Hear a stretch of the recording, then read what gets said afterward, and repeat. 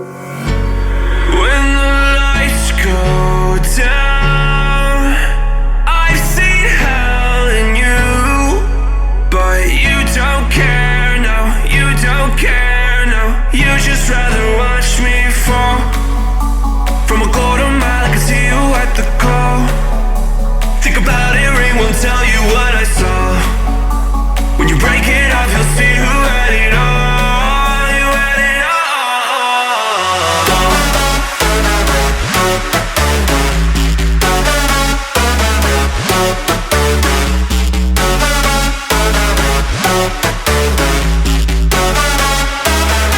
You said you oh,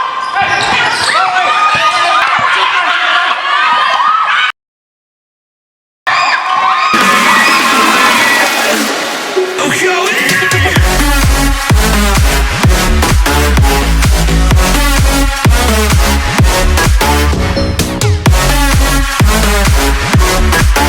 Wind up on the dance floor.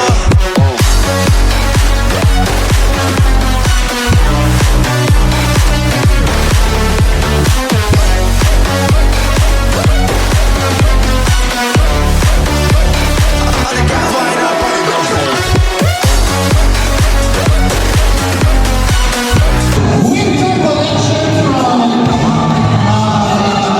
698.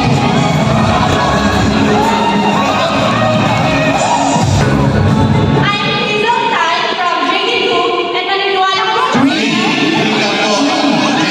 ka na. Ano to? Wrong.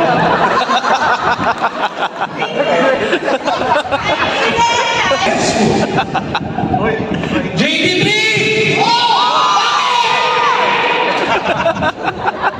My name is JD Liao. Proud to represent JD3!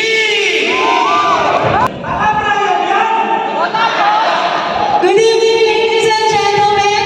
My name is Jen Legaspi. I have 2 kids, 1 husband, from Tuwang, representing JD4. That's right. Naniniwala kami sa kasabihan, ang hindi mo malakpan, babagsak!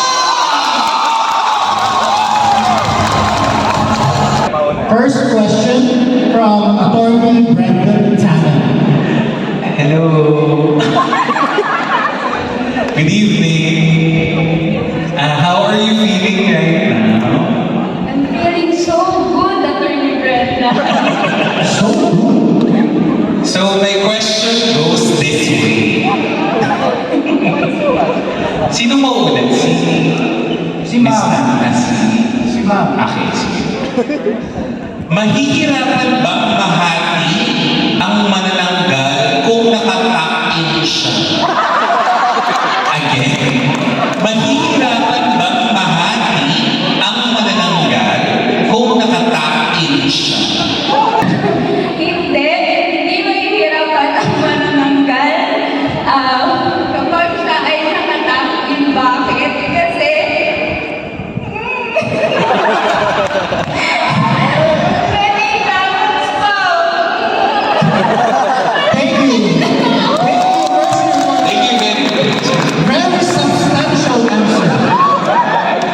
The next question is, bakit kailangan nakapamewang ang nagluluto kapag tumitikim ng sabaw?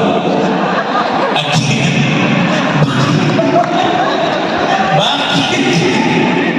bakit kailangan nakapamewang ang nagluluto kapag tumitikim ng sabaw?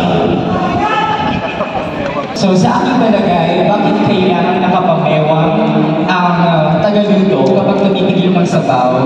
Dahil ito ay matagal ng kasabihan ng mga nakatanda na habang nagluluto ay dapat sinasabayan ng pagkanta para mas masarap ang luto.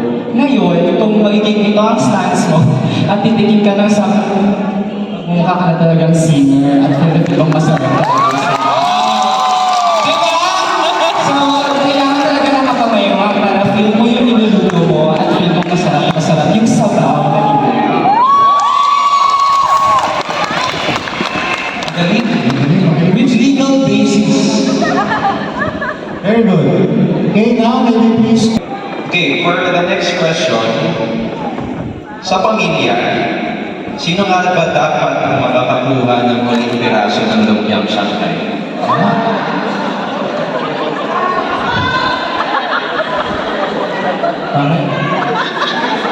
Kasi kailangan we should settle this once and